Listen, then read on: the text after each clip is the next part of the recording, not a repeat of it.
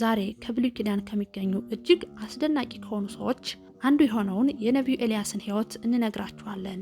ነቢዩ ኤልያስ የተነሳው በእስራኤል ታሪክ እጅግ አስቸጋሪ በሆነበት ወቅት አብዛኛው ሕዝብ እውነተኛውን አምላክ ትቶ ጣዖትን ወይም በዓልን ማምለክ በጀመረበት ጊዜ ነበር። በእስራኤል ምድር ለ3 ዓመታት ዝናብ እንዳይጥል ያወገዘ፣ በኋላም በጸሎቱ ዝናብን ያዘነበ፣ ለሞት ፈንታ በእሳት ሰረገላ ወደ ሰማይ ያረገው ታላቁ ቅዱስ ነቢይ ኤልያስ። የተወደዳችሁ የወንጌል ሚዲያ ቤተሰቦች ዛሬ ስለ ነቢዩ ኤልያስ ያልተነገሩ ታሪኮችን እንነግራችኋለን። እስከ መጨረሻው አብራችሁን ቆዩ። ለቻናላችን አዲስ የሆናችሁ ሰብስክራይብ ማድረግን አትርሱ። ኤልያስ ማለት እግዚአብሔር አምላክ ነው ማለት ነው። ቴስቢያዊ ኤልያስ በሕይወት ሳለ በእሳት ሰረገላ ወደ ሰማይ ያረገ ታላቅ ነቢይ ነው። አባቱ ኢያሲኑ እናቱ ደግሞ ቶና ይባላሉ። ቅዱሱ ነቢይ በተወለደ ጊዜ ብርሃን የለበሱ 4 ሰዎች ሲሰግዱለትና ሕፃናት በሚጠቀለሉበት ጨርቅ ፈንታ በእሳት ሲጠቀልሉት አባቱ ተመለከተ። እሱም ወደ ኢየሩሳሌም መጥቶ በልጁ ላይ ያየውን ምስጢር ነገራቸው። ካህናቱም ማደሪያው በብርሃን ውስጥ ይሆን፣ በቃሉም የሚቆርጥ ይሆን፣ ወይም እስራኤልን በሰይፍና በእሳት እየቀጣ ይገዛቸው ይሆን ተባባሉ። ንጉሡ አካብድና ሚስቱ ኤልዛቤልን ስለ ክፉ ስራቸው ሁሉ አጥብቆ የተቃወማቸውና የገሰጻቸው ታላቅ ነቢይ ነው። አካብን በፊት የቆምኩ የእስራኤል አምላክ ሕያው እግዚአብሔርን ከአፌ ቃል በቀር በዚህ ዓመታት ዝናብና ጠል አይሆንም ብለው ከነገረው በኋላ ሰማይ ዝናብ እንዳይጥል በጸሎቱ ለጉሞታል። ለ3 ዓመትም ዝናብ ሳይጥል ቀረ። ከዚህ በኋላ ከዚህ ተነስተህ ወደ ምስራቅ ሂድ፣ በዮርዳኖስም ትይዩ ባለው በኮረብታ ፈፋ ውስጥ ተሸሸግ የሚል የእግዚአብሔር ቃል ወደ ኤልያስ መጣለት። ዳግመኛም እግዚአብሔር ከወንዙ ትጠጣለህ፣ ቁራዎችም በዚያ ይመግቡ ዘንድ አዝዣችኋለሁ ብሎ ስለ ምግቡ ነገረው። ቁራዎችም ጠዋት ዳቦ ማታ ስጋ እያመጡለት ብዙ ጊዜ ተቀመጠ። ከዚህ በኋላ ሂድ ለአካብ ተገለጥ፣ በምድር ላይም ዝናብ ሰጣለሁ የሚል የእግዚአብሔር ቃል ወደ ኤልያስ መጣ። ኤልያስም ለአካብ ይገለጥ ዘንድ ሄደ። በሰማርያ ረሃብ ጸንቶ ነበር። ንግስቲቱ ኤልዛቤልም የእግዚአብሔርን ነቢይ እያሳደደች ባስገደለች ጊዜ እግዚአብሔርን እጅግ የሚፈራ የነበረና የአካብም የቤቱ አዛዥ የነበረው አብድዩ 100 ነቢያት ወስዶ 50 በዋሻ ውስጥ ሸሽገው እንጀራና ውሃ ይመግባቸው ነበር። አብድዩም በመንገድ ሲሄድ ኤልያስን ተገናኘው። አብድዩም አውቆት በግንባሩ ተደፍቶ ሰላምታ ሰጠው። ኤልያስም ሂደህ ለጌታ ኤልያስ ተገኝቷል በለው አለው።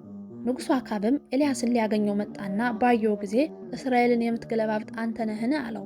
ኤልያስም እስራኤልን የምትገለባብጡ የእግዚአብሔርን ትእዛዝ ትታችሁ በዓልን የተከተላችሁ አንተና የአባት ቤት ናችሁ እንጂ እኔ አይደለሁም።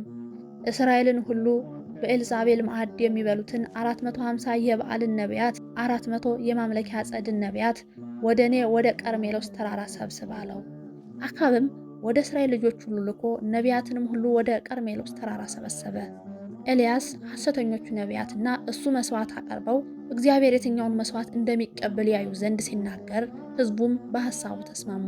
ኤልያስም የበዓልን ነቢያት እናንተ ብዙዎች ናችሁና አስቀድማችሁ አንድ ወይፈን ምረጡና አዘጋጁ፣ የአምላካችሁን ስም ጥሩ አላቸው። እነሱም ወይፈኑን ወስደው ካዘጋጁ በኋላ ከጠዋት እስከ ቀትር ድረስ በዓል ሆይ ስማን እያሉ የአምላካቸውን የበዓልን ስም ጠሩ።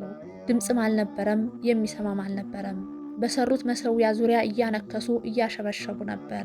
በቀትር ጊዜ ኤልያስ አምላክ ነውና በታላቅ ቃል ጩኹ፣ ምናልባት ሐሳብ ይዞታል፣ ወይም ፈቀቅ ብሏል፣ ወይም ወደ መንገድ ሄዷል፣ ወይም ተኝቶ እንደሆነ መቀስቀስ ያስፈልጋል እያለ አላገጠባቸው። እነሱም በታላቅ ቃል ጮኹ። እንደ ልማዳቸው ደማቸው እስኪፈስ ድረስ ገላቸውን በካራ ይቧጭሩ ነበር። ቀትር ካለፈ በኋላ መስዋዕተ ሰርክ እስኪደርስ ድምፅም አልነበረም፣ የሚመልስና የሚያዳምጥ አልነበረም። ከዚህ በኋላ ኤልያስ ሕዝቡን ሁሉ ወደ እሱ አቅርቦ ፈርሶ የነበረውን የእግዚአብሔርን መሠዊያ አብጅቶ የአብርሃምና የይስሐቅ የእስራኤል አምላክ ሆይ አንተ በእስራኤል ላይ አምላክ እንደሆንኩ እኔም ባሪያህ እንደሆንኩ ይህንም ሁሉ በቃልህ እንደተናገርኩ ዛሬ ይገለጥ እያለ ጸለየ። በዚህ ጊዜ የእግዚአብሔር እሳት ወርዶ መስዋዕቱን፣ እንጨቱን፣ ድንጋዮቹን፣ አፈሩንም በላች። በጉድጓዱም ውስጥ ያለውን ውሃ ላሰች። ሕዝቡም ሁሉ ያን ባዩ ጊዜ በግንባራቸው ተደፍተው እግዚአብሔር እሱ አምላክ ነው አሉ። ኤልያስም ከበዓል ነቢያት አንድ ሰው እንዳያመልጥ ያዟቸው አላቸው።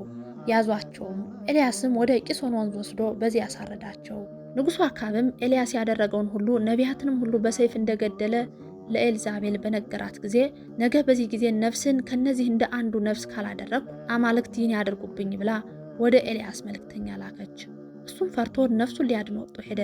አንድ ቀን የሚያክል መንገድ በምድረ በዳ ከሄደ በኋላ ከክትክታ ዛፍ በታች ተቀመጠና ይበቃኛል፣ አሁንም አቤቱ እኔ ከአባቶች አልበልጥምና ነፍሴን ውሰድ ብሎ እንዲሞት ለመነ።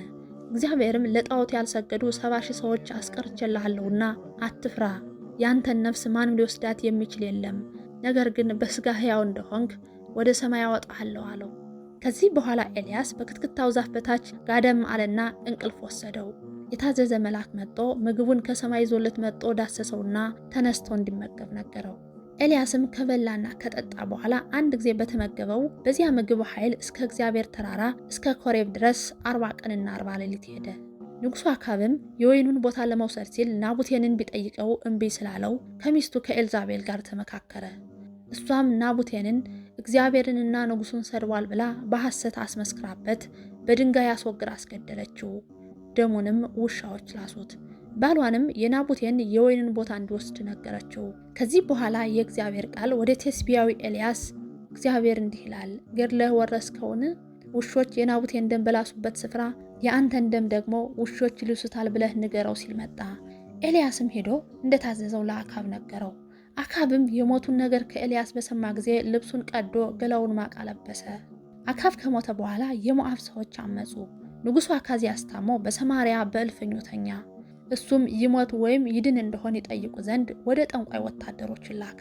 በዚህ ጊዜ ኤልያስ እንደማትድን ወቅ ብሎ ላከበት። ንጉሡም ኤልያስን ይጠሩለት ዘንድ 50 ወታደሮችን ካለቃቸው ጋር ወደ ኤልያስ ላከ። ኤልያስም በተራራ ላይ ተቀምጦ አገኙትና ንጉሡ ይጠራሃል፣ ፈጥነህ ውረድና ና አሉት። ኤልያስም የእግዚአብሔር ነቢይ ከሆንኩ እሳት ከሰማይ ወርዳ እናንተን ታቃጥላችሁ አላቸው። እሳትም ከሰማይ ወርዳ አቃጠለቻቸው። ንጉሡም ዳግመኛ 50 ወታደሮችን ከአለቃቸው ጋር ወደ ኤልያስ ላከ። ኤልያስም እንደ መጀመሪያው ሲናገር አሁንም እሳት ከሰማይ ወርዳ አቃጠለቻቸው። ለሶስተኛ ጊዜ የተላከው 50 አለቃ ግን በኤልያስ ፊት በትህትና ሰግዶ ከተራራው ይወርድ ዘንድ ለመነው። ኤልያስም ስለ ትህትናው ወርዶለት ወደ ንጉሡ ዘንድ አብረው ሄዱና ኤልያስ ንጉሡን እንደሚሞት ነገረው። ንጉሡም ሞተ። ከዚህ በኋላ ኤልያስ ወደ ሰማይ የሚወጣበት ጊዜ ሲደርስ ከደቀ መዝሙሩ ከኤልሳ ጋር ሆኖ ወደ ዮርዳኖስ ደረሱ። ኤልያስም መጠምጠሚያውን አውርዶ በመጠቅለል የዮርዳኖስን ወንዝ ቢመታው ለሁለት ተከፈለና ሁለቱም በደረቅ ተሻገሩ። ኤልያስም ጥር 6 ቀን በእሳት ፈረስና በእሳት ሰረገላ ተነጥቆ በሚያረግበት ጊዜ መጠምጠሚያውን ለደቀ መዝሙሩ ለኤልሳ ሰጥቶት በኤልያስ ያደረ ሀብተ መንፈስ ቅዱስ እጥፍ ሆኖለት በኤልሳ ላይ ያድሮበታል። በብሉይ ዘመን ኑሮው በበረሃ የነበረው ይህ ታላቅ ነቢይ በኋለኛው ዘመን ከሄኖክ ጋር ይመጣ ዘንድ አለው። መጣውም ሐሳዊ መሲህን ይቃወማሉ፣ እነሱም ይገድሏቸዋል። አስከሬናቸውም በአደባባይ ተጥሎ 3 ቀን ይቆያል። እነሱም ከሞት ሲነሱ ትንሣኤ ሙታን ይሆናል። ጻድቁ ናቡቴ በግፍ በሰማዕትነት የተገደለባት ርስቱ የእመቤታችን ምሳሌ ናት። ናቡቴ ከአባቱ ባደራ የወረሳት የወይን ቦታ የሆነች ርስት ነበረችው።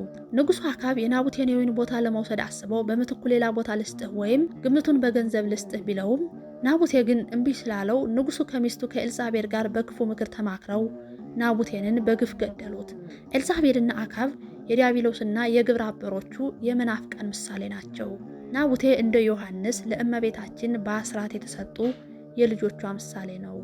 አንድም የናቡቴ ርስት የተባለችው ሃይማኖት ናትና አባቶቻችን በጽኑ ተጋድሎ ያቆዩልን ያወረሱን ዘላለማዊ ርስት መንግስተ ሰማያት መግቢያ የሆነች ሃይማኖታችን ጠብቀን የእመቤታችንን ምልጃዋን አምነን ሳንክዳት ርስታችን አድርገን ጠብቀናት እስከ ሞት ድረስ መጽናት አለብን።